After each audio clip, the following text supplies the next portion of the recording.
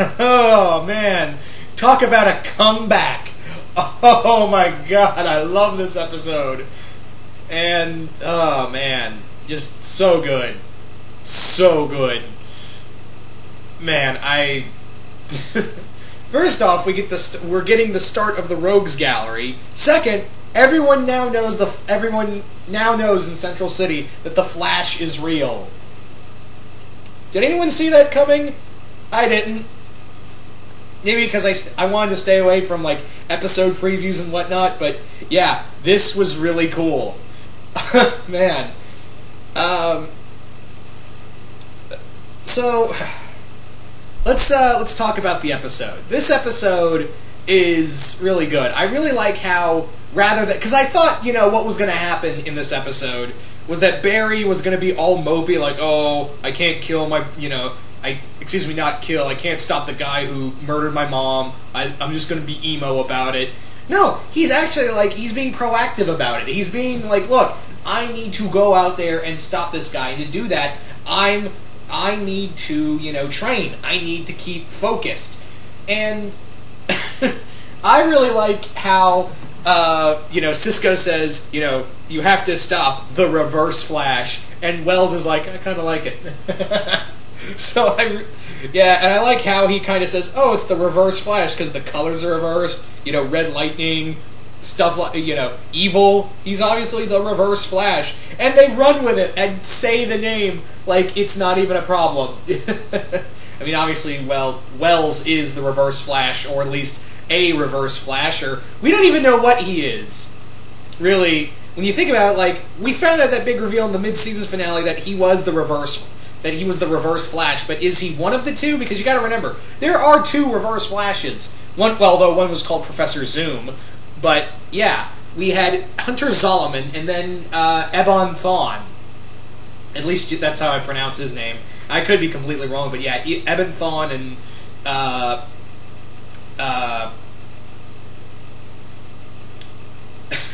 and Hunter Zolomon. So he could be either one of those two, or he could be something else entirely. I feel like they gave us an answer, but at the same time they leave you with more questions. Hell, we don't even, Eddie Thawne may not even be Ebon Thawne. He may not even be Ebon Thawne. He may really be, what I like to think is that maybe he's, Ebon Thawne traveled from the future, and now he's protecting Eddie because that's his descendant. So, that is it. And we are confirmed that time travel is going to happen in here. They did confirm that time travel was going to happen in this series. So anyway, what I like also is that we get the return of Captain Motherfucking Cold! And he's with Heatwave. And let's talk a bit about the Heatwave. Heatwave in here, he's completely crazy, but then again in the comics, he's obviously obsessed with, he's an obsessed arsonist. And what I'm really curious about is this whole, they were partners a year ago until something went bad, and you always keep hearing it, they have a standoff, and he's talking to, Mick, Heatwave, Snart's talking to Mick, and he tells him, look, you can't control yourself out there. You need to calm down, because this is what happened the last time, and I said we're never going to work in, but you need to listen to me. And they bring it up again, so I'm really curious, are they going to talk about it somewhere in this season, what exactly went down? And they talked about it before when he was, in the first appearance of Captain Cold, but I'm really curious to know what exactly happened in this heist gone bad. What happened? Did, Mick kill a bunch of, did he set a few people, hostages on fire? Did they, that's what I'm thinking, is that maybe he went a little too far and, refused to listen to Snart and killed him. Not killed Snart, a few hostages. That's what I'm thinking might have happened. But yeah, he is completely scary. I mean, he's a little over the top when he's like, I'm the heat! That made me laugh out loud because I'm thinking to myself, you couldn't help yourself, could you, Johns? Once again, yeah, Jeff Johns wrote this episode. Well, he co-wrote it. I forget the other person's name, but yeah, I'm pretty sure Johns wrote all the action in the other scenes. The romantic scenes were written by the other writer. And that's what I like about here. And I think I like this, and the more I watch The Flash, the more I realize, man, this really is superior to Arrow. It's been really superior to Arrow this season. And not to say I hate Arrow, it's just, let me bring up something real quick, and I'll probably bring it up more when I do, the review for the Arrow, re-premiere. Something that, this really handles the relationship stuff better. As I rewatched the past 9 episodes, and I thought to myself, man, they really, handle the Barry and Iris thing very well. I mean, yeah, it's a little agonizing at times, but they don't throw it in your face every single time, like with Oliver, who, he had feelings for Felicity while he was dating Sarah, and there's also the thing with Laurel, and fuck everything else. So I feel like, at least it's set between Barry and Iris, and not Oliver and everyone else. I don't know, I'm not saying I hate the Oliver Felicity thing. I don't hate it, but I look back on it and I was like, yeah, where did this come from exactly? Because this felt like it came out, like, it just showed up somewhere at the beginning of Season 1. I mean, not showed up at the beginning of Season 1, like, you see it from time to time, but they make it so hard to know, like, when you have, obviously, the end game is going to be Oliver and Laurel, because that's Green Arrow and Black Canary. That's supposed to happen.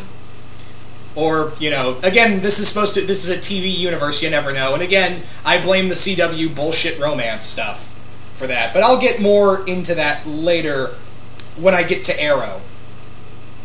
So, getting back to the story, but let's talk about this, because they handle it very maturely. They handle because obviously it was an awkward place, because Barry said he confessed his feelings to, Iris. And Iris and him are not really, looking back at one another, they really don't know how to handle this. And then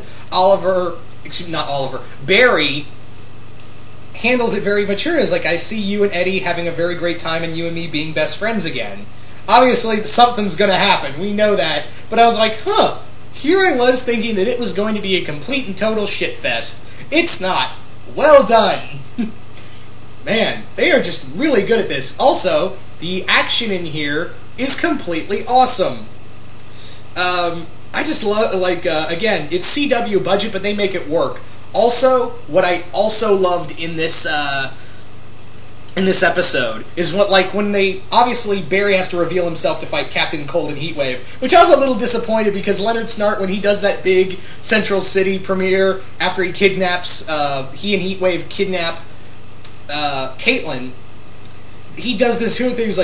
He's like, the police know me as Leonard Snart, but the rest of the city can call me Cold. And I was like, oh, you forgot to say Captain. Damn it. I was hoping for that. I was like, that big boy was like, you can call me Captain Cold? Cold. Aww. I was a little saddened, but hopefully later on he'll call himself Captain Cold. But yeah, here's what I love about this, because the moment I thought, okay, the Flash has to be seen by the whole city now. Even the whole world's going to know about the Flash. There's going to be the reveal of superpowered beings. So it's kind of like when Superman had to reveal himself to the world. And yeah, when he runs in, fights them, you'd think, obviously, at the end of I was thinking at the end of the episode, okay, this is the part where, the police force is going to be like, he's a mass vigilante, we have to capture him and arrest him, da-da-da-da-da. No, the police are actually, cheering and yeah, he's a hero. He's like, we're going to help the Flash now. And I'm like, good on ya. It goes back to what Oliver told Barry, is that he can be a symbol of hope. He doesn't have to be a vigilante. He can be something that Oliver will never be. He can, inspire people, and that's what he's doing. And I'm really glad they're sticking to that. I am so happy with that, and didn't go with the whole, the whole, oh, he's got a mask and we're afraid of him because he can move at the speed of light or whatever. We need to capture him. No, the police are like, yeah, awesome. He's hot. Did you see that? Did you?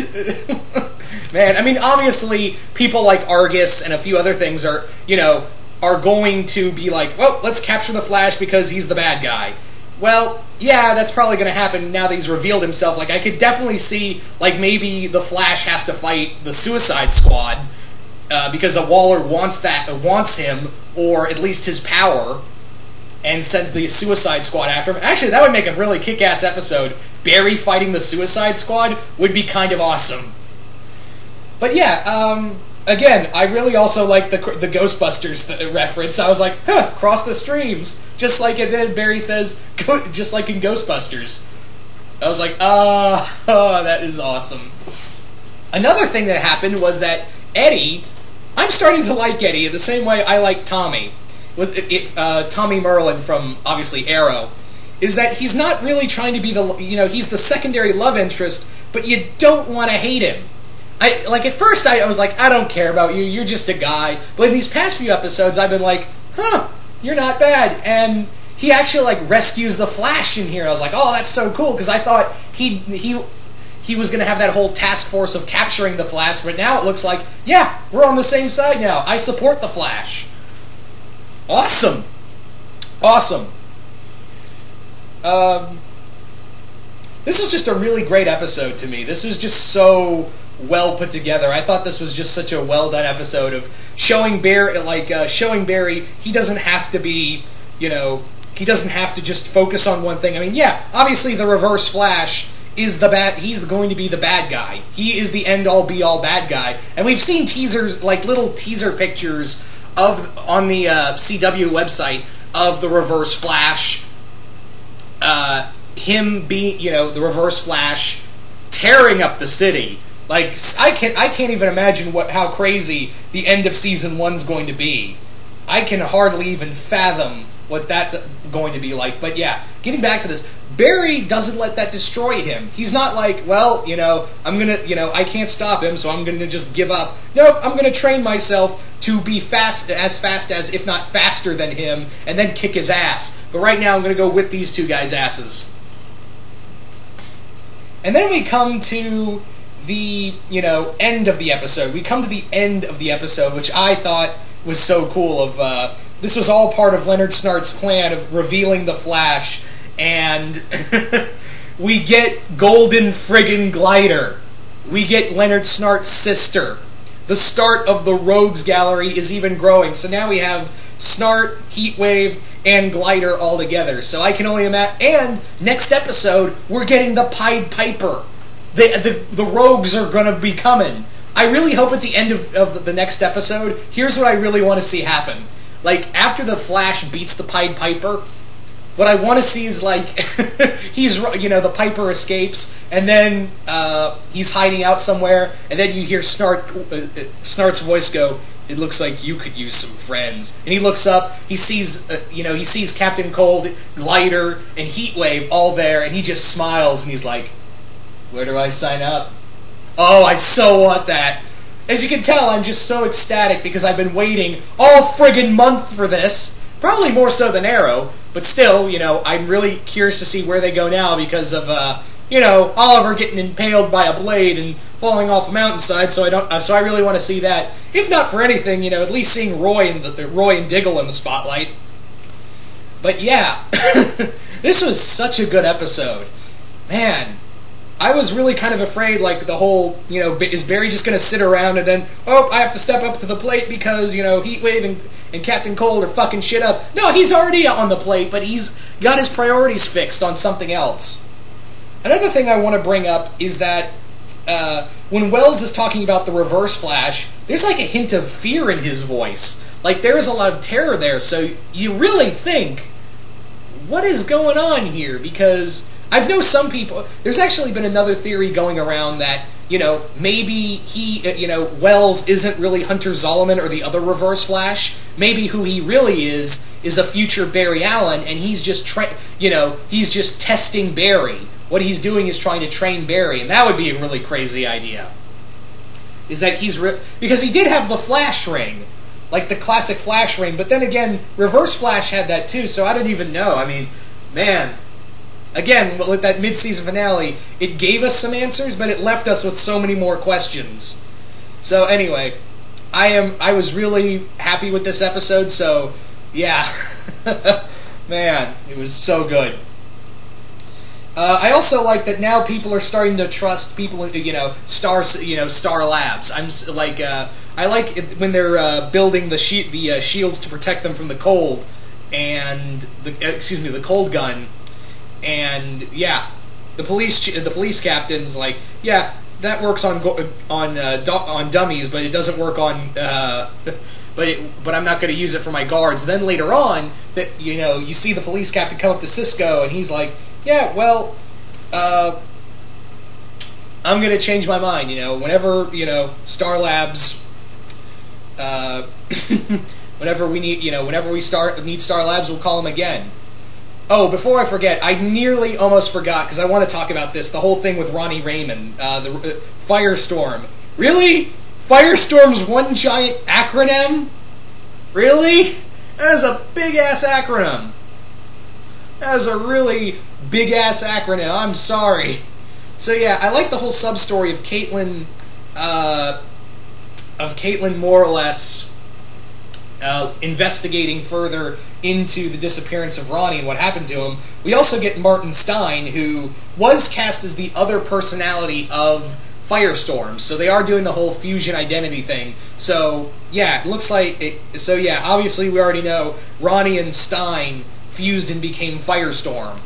But they said there's going to be there's a third personality. I think it's the guy they showed who's incredibly paranoid. I think I could be wrong though. And again, I think this is just a really cool idea. And also, again, in this episode, we got the little tease to the Pied Piper, and it's so cool we're seeing him in the next episode. Anyway, so I'm going to leave it off. What did you guys think of this episode? Did you guys like it? Did you hate it? Comment below, let me know. And once again, hope you all enjoyed this review, and I will see you all later. Oh, one more thing, because I want to bring this up, because I forgot to mention this with the Golden Glider stuff. Did anyone like when the police car that was the police transport vehicle that was carrying them to Iron Heights after the whole events with the Flash? Did anyone think that what was going to happen was that the doors were going to open and it was going to reveal the Reverse Flash standing there, and it was going to show that Cold and the Reverse Flash were secretly working together? Did anyone have, like, for 1 split second go, is he working with Reverse Flash? Because there was a lot of explosions, and you hear this whirling sound, and you just think and I was thinking to myself, oh man, they're working together. And but then I was pleasantly surprised that it was really Leonard Snart's sister instead. So I thought that was really cool. Anyway, just thought I'd bring that out here. Did anyone else think? Because I want to know. Did anyone else think that? I don't know. Anyway, once again, hope you all enjoyed this, and I'm out.